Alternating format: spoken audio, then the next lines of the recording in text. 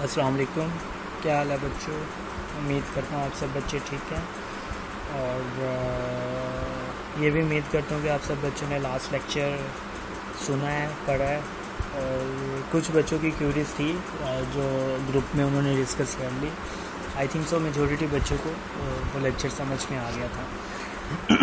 Last lecture हमारा first recorded lecture था after meet, जिसमें हमने इनोवेशन मैनेजमेंट पे बात की थी कि इनोवेशन मैनेजमेंट होती कैसे, पहले तो इनोवेशन क्या होती है और ये क्यों ज़रूरी होती है, मतलब इनोवेशन कुछ नया लेके आना, ठीक है। और ये ज़रूरी क्यों होती है? क्योंकि अगर आपने एक ऐसे मार्केटिंग एनवायरनमेंट जहाँ पे कंपटीशन बहुत ज़्यादा हो गया है, वहाँ पे अपना सर्वाइव करना है, अपना सर्वाइवल करना है, then it is very compulsory for you. बल्कि कंपल्सरी के ये आपके लिए एक सर्वाइवल का एक ही ज़रिया है कि आप अपनी आइडियाज़, अपनी चीज़ों में इनोवेशन लाए।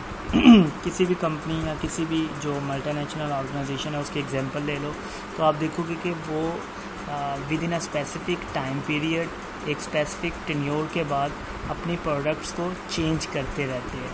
मतलब वो कुछ ना कुछ न्यू आइडियाज़, लाइक अगर आप आईफोन की प्रोडक्ट्स को ले लो जिसमें मैकबुक आ जाता है, या उनके जो एप्पल की प्रोडक्ट्स में आईफोन आ जाते हैं और मैकबुक आ जाती है, या सैमसंग के अगर मॉडल्स देख लो। इसी तरह आप इवन अपनी जो कंज्यूमेबल गुड्स होती हैं उनको देख लो। सो हर चीज़ के अंदर जो इनोवेशन या इनोवेटिव पॉइंट ऑफ व्यू है वो बड़ा ज़रूरी है। अगर वो आएगा तभी आपकी जो कंपनी है उसके सर्वाइवल के चांसेस होंगे, अदरवाइज़ आप मार्केट के अंदर सर्वाइव नहीं कर सकते। सो ये हमारा लास्ट लेक्चर था जिसमें हमने ये चीज़ डिस्कस की थी और उसमें हमने ये भी पढ़ा था इसको मैनेज करना बहुत ज़रूरी होता है। आज का जो हमारा लेक्चर है वो इनोवेशन से ही आगे जाएगा। मतलब इनोवेशन को सबसे पहले आपने अपने माइंड में रखना है, उधर से ही हम आगे चलेंगे। आज का जो हमारा बेसिक टॉपिक है वो पेटेंट्स पे होगा कि पेटेंट्स क्या होते हैं। सबसे पहले तो ये हम डिस्कस करेंगे, फिर पेटेंट के डिफरेंट टाइप्स कौन सी होती है उसको हम डिस्कस करेंगे। फिर हम देखेंगे कि पेटेंट को मैनेज या पेटेंट को ऑर्गेनाइज करने के लिए इस वक्त कौन सी ऑर्गेनाइजेशन ये वर्किंग परफॉर्म कर रही है वर्ल्ड वाइड, ठीक है। सबसे पहले तो हमने अपने फर्स्ट लेक्चर के अंदर इन चीज़ों को डिस्कस किया था। कॉपीराइट क्या होती है, पेटेंट्स क्या होती है। सो इन चीज़ों को हमने फर्स्ट लेक्चर में डिस्कस किया था, बड़ा कंसाइजली डिस्कस किया था, क्योंकि तब हमारा मेजर टॉपिक इनको कम्प्रीहेंसिवली पढ़ना नहीं था, तब हमारा सिर्फ इंट्रोडक्टरी लेवल तक का तो वो टॉपिक। आज जो हम पढ़ रहे हैं ये एक एडवांस लेवल का, या आप ये कह सकते हो कि कम्प्रीहेंसिवली इसको या थॉरली इसको हम डिस्कस करेंगे। सो सबसे पहले हम पेटेंट को पढ़ते कि पेटेंट होता क्या है। A patent is a form of intellectual property.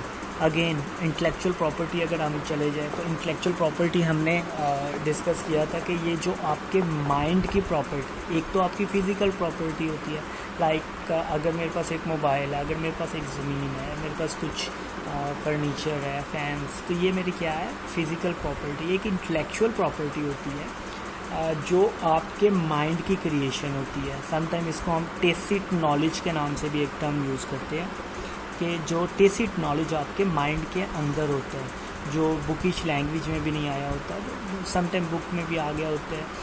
सो इन चीज़ों को हम क्या कहते हैं, इंटेलेक्चुअल प्रॉपर्टी कहते हैं। Again patent is a form of intellectual property that gives its owner the legal right to exclude others from making, using or selling an invention for a limited time period। अच्छा, अब सबसे पहले हम innovation पे आ जाते हैं, फिर उसको इससे लिंक करते हैं। इनोवेशन में हमने पढ़ा था कि इनोवेशन में हम क्या करते हैं, कोई ना कोई नई चीज़ इंट्रोड्यूस करवाते हैं, ठीक है, जो अभी तक मार्केट में पहले इंट्रोड्यूस नहीं आई होती। लेट्स सपोज मैंने एक मोबाइल का एक फ़ीचर नया इंट्रोड्यूस करवाया है, ठीक है, और अगर मैं वो फ़ीचर इंट्रोड्यूस करवाने के बाद मार्केट में ले आता हूँ मोबाइल, और अगर मेरे पास कोई ऐसी ऑर्गेनाइजेशन नहीं है जो मेरे उस पेटेंट या उस इंटेलेक्चुअल प्रॉपर्टी को सिक्योर करे, तो उसका नुकसान क्या होगा कि with in 1 month, with in 1.5 month और नेक्स्ट 2 मंथ्स में आपके जो कंपेटिटर्स है वो भी ऐसी प्रोडक्ट्स बना लेंगे। तो उससे लॉस क्या होगा? उससे लॉस ये होगा कि आप मैक्सिमम पोर्शन जो उनसे आपकी कस्टमर्स का वो कैप्चर नहीं कर पाओगे, क्योंकि आपके जो कंपेटिटर्स हैं वो भी मार्केट में आ गए और वो भी अपने प्रोडक्ट्स वगैरह आपके जैसे फीचर्स वाली सेल आउट करना शुरू हो गया। सो जिसके लिए ज़रूरी था कि एक ऐसी ऑर्गेनाइजेशन भी हो जो इसको मैनेज करे कि अगर किसी ने कोई नई इन्वेंशन क्रिएट की है तो सबसे पहले तो उसको सिक्योर करे, मतलब कि कोई और जो कंपेटिटर है एक स्पेसिफिक टाइम पीरियड तक वो इन्वेंशन या वो चीज़ नहीं बना सकता।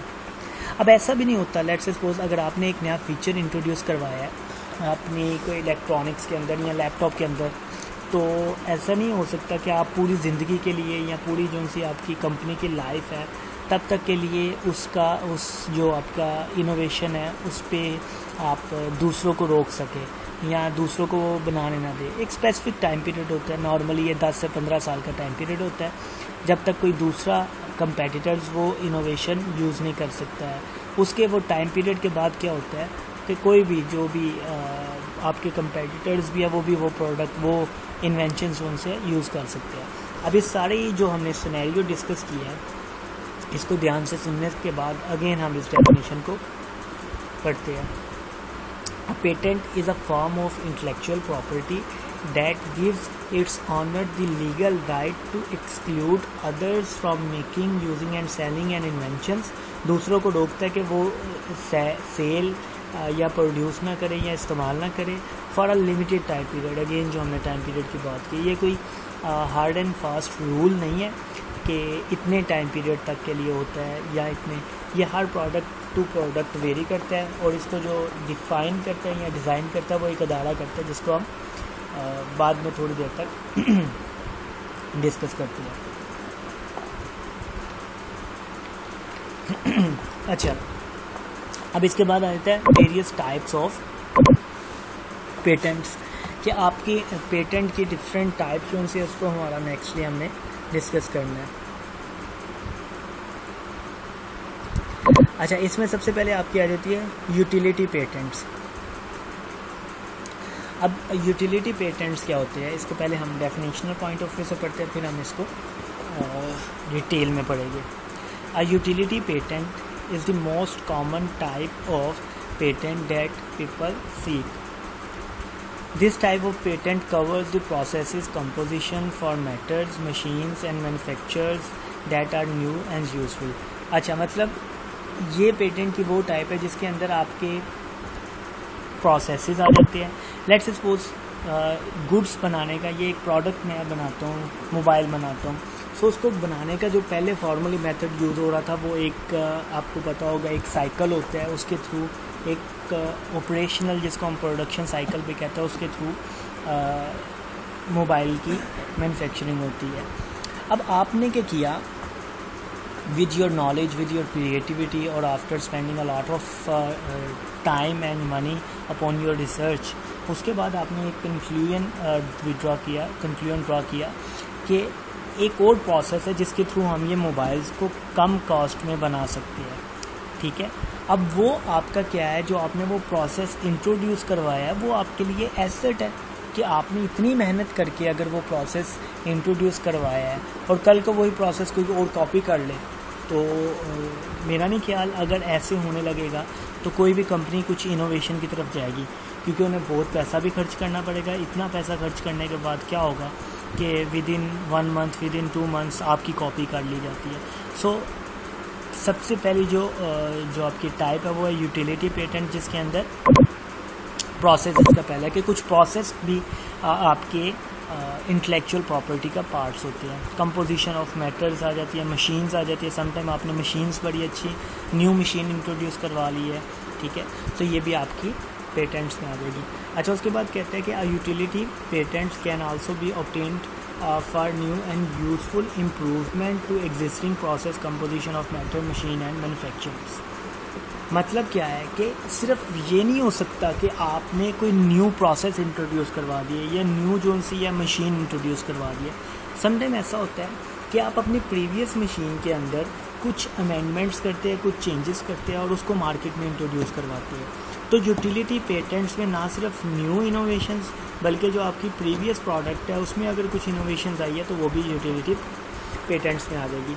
लाइक अगर हम एग्जांपल लें आपके मोबाइल फ़ोन्स की, सो मोबाइल फ़ोन्स में क्या होता है, अब जैसे आपका सैमसंग है तो वो मॉडल जो सा है एस सीरीज़ जो सी है वो चल रही है 1 2 3 4 5 6 7 8 9 10 पता नहीं कहाँ तक अब तो पहुँच गई है, तो वो एस सीरीज़ चल रही है। सो हर अगला मॉडल प्रीवियस मॉडल का ही एक कहले के फॉर्म होती है, लेकिन वो क्या होता है थोड़ा सा इम्प्रूव्ड वर्जन होता है, उसमें कुछ ना कुछ जो फैसिलिटीज़ होती है वो नहीं होती है। सो वो जो इम्प्रूव्ड वर्जन है उसको भी हम यूटिलिटी पेटेंट्स की कैटेगरी में लेके आएंगे। आगे आ जाता है आपका डिज़ाइन पेटेंट। डिज़ाइन पेटेंट आपका ये होता है कि समटाइम आपने अपनी प्रोडक्ट की क्वालिटी सेम रखी, अपने प्रोडक्ट की फीचर सेम रखे, लेकिन डिज़ाइन सिर्फ चेंज कर लिया। सो इस डिज़ाइन को की चेंजेस जो आपने बड़ी समटाइम, जैसे एक दफ़ा क्या हुआ था, ये रियल टाइम केस है कि सैमसंग का एक मॉडल था, मुझे मॉडल नेम याद नहीं है, और उस मॉडल ने आईफोन की कॉपी की थी थोड़ी सी, तो उसके बाद क्या हुआ, सैमसंग को अच्छा खासा पेनल्टी पे करना पड़ी थी, क्योंकि आईफोन ने अपना जो डिज़ाइन है उसका क्या किया हुआ है, पेटेंट राइट लिया हुआ है, ठीक है। सो डिज़ाइन जो आपका पेटेंट होता है उसमें आपके डिफरेंट शेप्स आ जाती है। अगर हम नीचे भी पढ़े तो in terms of obtaining a design patent, a design is defined as the surface ornamentation of an object, मतलब सरफेस ऑर्नामेंटेशन होती है, इसका आपकी क्वालिटी से कोई ताल्लुक़ नहीं होता, सिर्फ उसका जो डिज़ाइन होता है उससे ताल्लुक़ होता है। Which can be include the shape और कॉन्फ़िगरेशन ऑफ एन ऑब्जेक्ट, कि उसकी शेप जो सी इसमें इंक्लूड होती है, ठीक हो गया। तो ये आपका डिज़ाइन पेटेंट आ जाएगा। और last one is plant patents, और इसमें आपके डिफरेंट एग्रीकल्चरल प्लांट्स वगैरह और डिफरेंट चीज़ें आ जाएगी। और इसमें नॉर्मली जो है ना, अब डिफरेंट आस्पेक्ट्स आ सकते हैं। समटाइम इसको एज अ मशीनरी यूज़ कर लिया जाता है कि मशीनरी से रिलेटेड आपके, और प्लांट जो सी आपके एग्रीकल्चरल पॉइंट ऑफ व्यू है उस पॉइंट ऑफ व्यू से भी यूज़ किया जाता है। सो अगर आप अपने प्लांट्स वगैरह को कोई न्यू आपने उसमें इनोवेशन लाई है, तो उसको अगर आपने सिक्योर करना है, या वो सारे प्लांट्स जो सी आपकी प्लांट पेटेंट्स की कैटेगरी में आएगी। अब ये जो हमने सारी चीज़ें डिस्कस की है वो हमने अभी तक डिस्कस की है कि पेटेंट्स होते क्या और उसकी टाइप्स क्या होती है। अब जो हमारा नेक्स्ट मेजर टॉपिक है, हमने ये डिस्कस करना है कि इन पेटेंट्स को सिक्योर कैसे किया जाता है। मतलब कि अगर मैंने कोई इनोवेटिव डिज़ाइन लेके आया हूँ, या फिर मैं इनोवेटिव प्रोसेस मैंने इंट्रोड्यूस करवाया है, तो अब मैंने इस प्रोसेस को सिक्योर कैसे करना है। भाई मुझे कोई अदारा गारंटी तो देगा ना कि आपका ये जो आपने प्रोडक्ट की इनोवेशन की है, कोई भी और बंदा ये काम या ये प्रोसेस या ये जो से आपका एक प्रोसेस या मशीन या आपकी जो सी है एक जो पूरा सिनेरियो या पूरी जो सी मैन्युफैक्चरिंग स्टाइल है या आपका जो डिज़ाइन है, इसको कॉपी नहीं कर सकता, कोई ना कोई अदारा तो होना चाहिए। सो एक अदारा है जो ऑर्गेनाइजेशन है जो इस वक्त इंटेलेक्चुअल प्रॉपर्टी राइट्स के अंडर ही आती है, वो है पेटेंट कॉर्पोरेशन टेरिटरी या ट्रीटी इसको कहते हैं। तो पेटेंट कॉर्पोरेशन ट्रीटी बेसिकली एक ऐसी ऑर्गेनाइजेशन है जो क्या करती है, आपको प्रोटेक्शन, आपकी इनोवेशन, आपके पेटेंट से रिलेटेड जितनी भी इनोवेशंस हैं, इन्वेंशंस हैं, उनको क्या करती है, प्रोटेक्शन देती है, ठीक है। इसको अगर हम नीचे से एक दफ़ा पढ़ें तो PCT makes it possible to seek patent protection for an invention simultaneously in each of large number of countries by filing an international patent application। अच्छा, अब इसको समझते हैं कि लेट्स सपोज मैंने पाकिस्तान में एक नई प्रोडक्ट, अच्छा मेरे पास एक मल्टीनेशनल ऑर्गेनाइजेशन, मल्टीनेशनल कंपनी है जो डिफरेंट कंट्रीज़ में वर्किंग कर रही है, लेकिन जो मेरा हेडक्वार्टर है वो है पाकिस्तान में, ठीक है। अब मैंने पाकिस्तान में बैठ के एक प्रोडक्ट बनाई है, ठीक है, उसको मैं अब पाकिस्तान में लॉन्च कर रहा हूँ, और मैं ये चाहता हूँ कि जो भी पूरी दुनिया है ना, मतलब पूरी जो वर्ल्ड है, वो मेरी इस इन्वेंशन या इनोवेशन को कॉपी ना करें, ठीक है।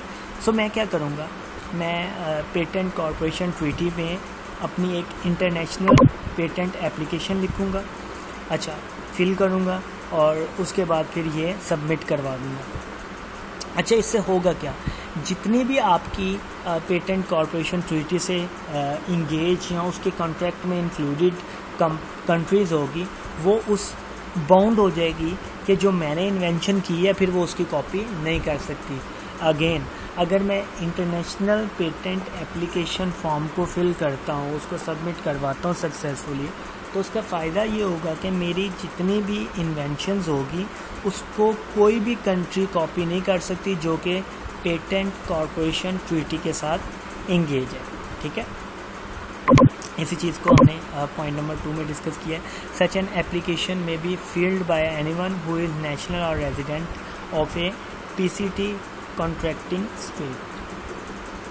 कि ये एप्लीकेशन जोन सा है, इंटरनेशनल पेटेंट एप्लीकेशन, ये कोई भी जोन सा रेजिडेंट है, कोई भी बंदा या कोई भी कंपनी का ऑनर इसको फिल कर सकता है जो कि पीसीटी जो कॉन्ट्रैक्टिंग स्टेट्स हैं, मतलब जिन कंट्रीज़ ने पीसीटी पेटेंट कॉर्पोरेशन ट्रीटी के साथ मुआहिदा किया हुआ है, उसके साथ इंगेज्ड है, वो कंट्रीज़ जोन सी है में से कोई भी जोन सा है बंदा जो ये अपनी इन्वेंशन या इनोवेशन के ऊपर प्रोटेक्शन लेना चाहता है वो ले सकता है।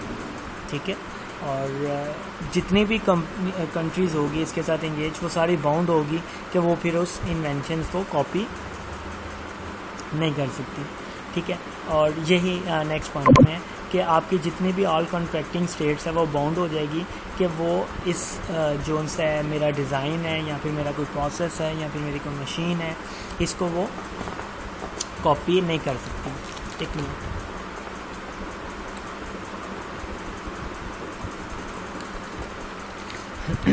सॉरी। अच्छा, हमारा थर्ड पॉइंट भी क्लियर हो गया। फर्स्ट पॉइंट पे हमने क्या पढ़ा था? फर्स्ट पॉइंट पे हमने पढ़ा था अगर हमें कोई इन्वेंशन की है और हमें उसके ऊपर उसके अगेंस्ट जो सा प्रोटेक्शन चाहिए तो हम क्या करेंगे, जो हमारा पीसीटी है उसके थ्रू हम इंटरनेशनल पेटेंट एप्लीकेशन फिल करेंगे। अच्छा, इंटरनेशनल पेटेंट एप्लीकेशन कोई भी बंदा फिल आउट कर सकता है जो उस कंट्री का रेजिडेंट है और वो कंट्री पीसीटी के कॉन्ट्रैक्ट में आती है। उसके बाद तीसरा पॉइंट क्या है कि आपका जो जितनी भी कंट्रीज़ है, जितनी भी जो पीसीटी कॉन्ट्रैक्ट के साथ या उसके कॉन्ट्रैक्ट में आती है, वो फिर बाउंड होगी कि वो मेरी इन्वेंशंस की जो मैंने अपनी कंट्री में बैठ के इन्वेंशन की है या नया कोई प्रोसेस लेके आए उसकी कॉपी नहीं कर सकते। सो ये हमारा थर्ड पॉइंट था। ओके, उसके बाद हमारा फोर्थ पॉइंट आ जाता है कि इसके अंदर हम फिर बताते हैं, लेट्स सपोज मैंने कोई इन्वेंशन किया, उसके बाद क्या होता है, मैं ये देखना चाहता हूँ कि यार मैं क्या इसको इंटरनेशनली इसकी प्रोटेक्शन लूँ या सिर्फ अपनी कंट्री तक की प्रोटेक्शन लूँ। मतलब मैं ये सोचूं कि क्या पूरी दुनिया में मेरी इन्वेंशन की कोई कॉपी नहीं कर सकता या फिर मेरी सिर्फ कंट्री के अंदर मेरा मेरी इन्वेंशन की कॉपी नहीं कर सकता। इस पर्पज़ के लिए हम क्या करते हैं, एक रिसर्च टीम होती है जो सर्च करती है, रिस्पॉन्ड गैदर करती है फ्रॉम योर रिस्पोंडेंट्स। उसके बाद फिर वो क्या करती है, एक आपको रिपोर्ट देती है आफ्टर ए कम्प्रीहेंसिव रिसर्च। अच्छा, फिर उस रिपोर्ट के अगेंस्ट आप क्या करते हो, डिसीजन लेते हो कि आपने क्या करना है। आप अपनी एप्लीकेशन को विड्रॉ करना चाहते हो, मतलब आप एप्लीकेशन देना ही नहीं चाहते हैं, या फिर आप उसमें कुछ अमेंडमेंट्स करना चाहते हो after the results which you expected from a thoroughly held research from your research team. कि आप ये देखोगे कि क्या मैं इस रिसर्च के बाद ये देखना चाहता हूँ कि क्या मैं अपनी एप्लीकेशन को विड्रॉ करवा लूँ या फिर थोड़ा सा अमेंडमेंट इसमें कर लूँ। तो ये डिसीजन आप करते हो after the results, after the respond of your research. So ये बेसिक पॉइंट्स है जिनको आज के लेक्चर में हमने डिस्कस करना था। अगेन इसको हम थोड़ा सा कंसाइजली समराइज फॉर्म में अगेन पढ़ लेते हैं। पेटेंट क्या होता है? पेटेंट आपके पास एक लीगल राइट होता है जो दूसरों को या आपके कंपेटिटर्स को, अगर हम सिंपल वर्डिंग में कहें तो आपके कंपेटिटर्स को रोकता है कि वो आपके जैसी प्रोडक्ट ना बनाएं, आपके जैसे प्रोडक्ट सेल ना करें या आपके जैसे प्रोडक्ट की कॉपी वगैरह ना करें। और ये नॉर्मली लिमिटेड टाइम पीरियड के लिए होता है। उसके बाद हमारा आ जाता है